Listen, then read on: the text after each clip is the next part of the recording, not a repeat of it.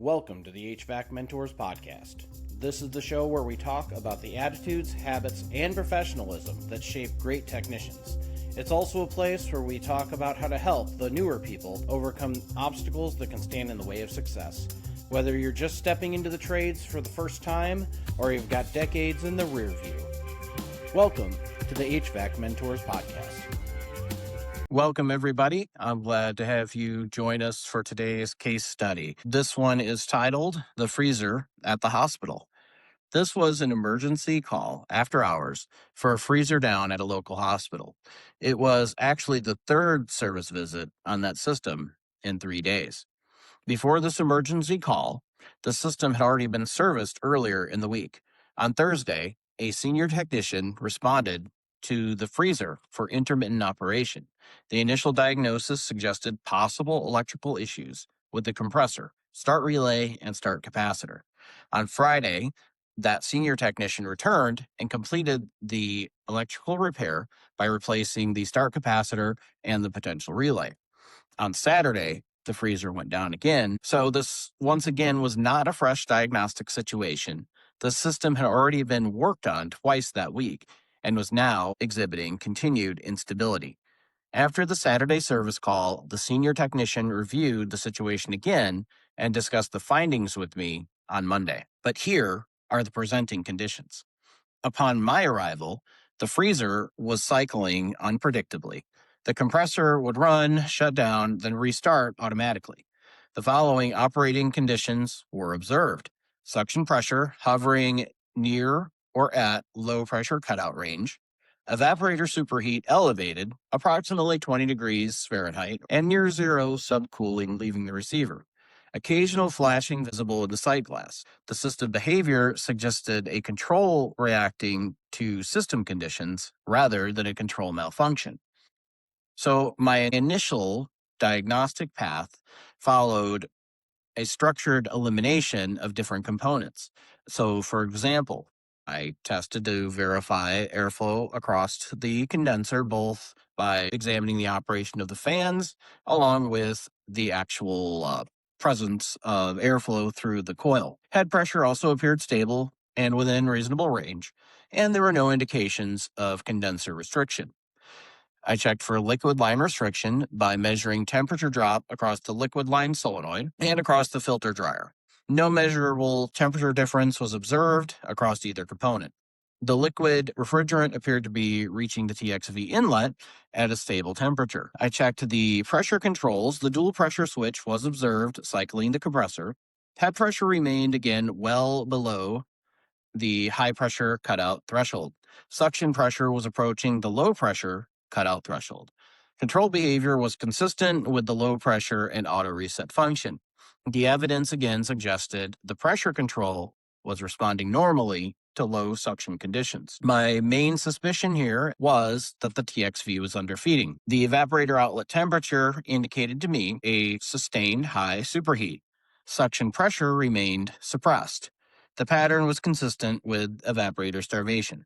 This zeroed me in on the TXV at this stage in the diagnosis. So here's where the pause came in. Despite the data pointing strongly toward a failed TXV, additional time was spent re-verifying the system. Here was my hesitation. I kept wanting to verify, could the pressure control be failing intermittently? Could this be an overcharge condition? Could this be a system balance issue rather than a metering issue? So additional checks were performed, but the data didn't change. The system continued to show the same pattern of evaporator starvation. This is where the service call kind of escalated and there was some disagreement. The senior technician from Thursday and Friday reviewed the call and initially disagreed with my TXV diagnosis. The dual pressure switch then was replaced, as he determined was the actual problem. However, after the installation of the new switch, system behavior did not change. The freezer continued to show the same symptoms of starvation.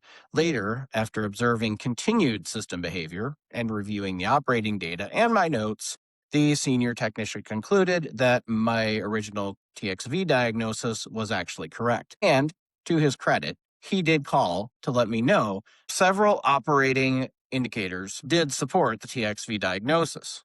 For instance, high evaporator superheat indicated that the evaporator was being underfed. Suction pressure continued collapsing toward the low pressure cutout threshold. Had pressure remained stable, subcooling remained low or marginal. The pressure control behavior remained predictable and reactive. The pressure switch failure would not produce sustained high superheat. An overcharge condition would present with elevated head pressure and high subcooling. So neither condition matched the observed operating data. And again, the TXV remained the most logical failure point. Things that I learned from this case. Trust data over doubt. So when the measured system values consistently support a conclusion, excessive re-verification can become hesitation rather than diligence. In other words, I confirmed the TXV 1,000 different ways, and it was still the TXV. There's a point as a technician where we just stop and say, it's the TXV. Defensible replacement is not parts changing. If the component has a measurable logical justification for replacement, then replacing it is not guesswork. It's good professional judgment. Even if the diagnosis ultimately proves incorrect, a defensible decision is not a failure. Controls often reveal problems, but they don't often cause them. That dual pressure switch behaved exactly as designed. It exposed the system imbalance The dual pressure switch behaved exactly as designed. It exposed the system imbalance rather than creating it. However, this highlights one of the biggest truths of this case is that two technicians can disagree and both be right. After he told me about what he observed with the pressure switch, I agreed with him that that pressure switch was probably failing. Maybe intermittently, maybe or maybe not while I was there, but that pressure switch also needed to be replaced. The investigation refined the conclusion rather than invalidating it. So in other words, my TXV conclusion was not invalidated, but instead it was actually made stronger. The truth is that confidence has got to be balanced with humility. Humility allows a technician to reconsider. Both are required for professional growth. A refrigeration system can be made to run. That does not necessarily mean that it's operating correctly. A technician's responsibility is not only to restore operation, but to understand the stability of the system. In this case, the TXV was not regulating refrigerant mass flow correctly. The pressure control responded exactly as designed. The system revealed its imbalance through repeatable behavior. The lesson from this case was not about proving who was right. It was about trusting structured reasoning, allowing space for professional disagreement, and recognizing that growth often happens in the tension between certainty and doubt. And this was the lesson that the machine had to teach that day. Thank you for listening to the HVAC Mentors podcast. If you enjoyed today's discussion, feel free to continue the conversation in the comments below. Sharing experiences and lessons learned is how we all grow in this trade. Until next time, keep learning, keep improving, and keep showing up ready to do the job right. I'll look forward to seeing you next time on the HVAC Mentors podcast.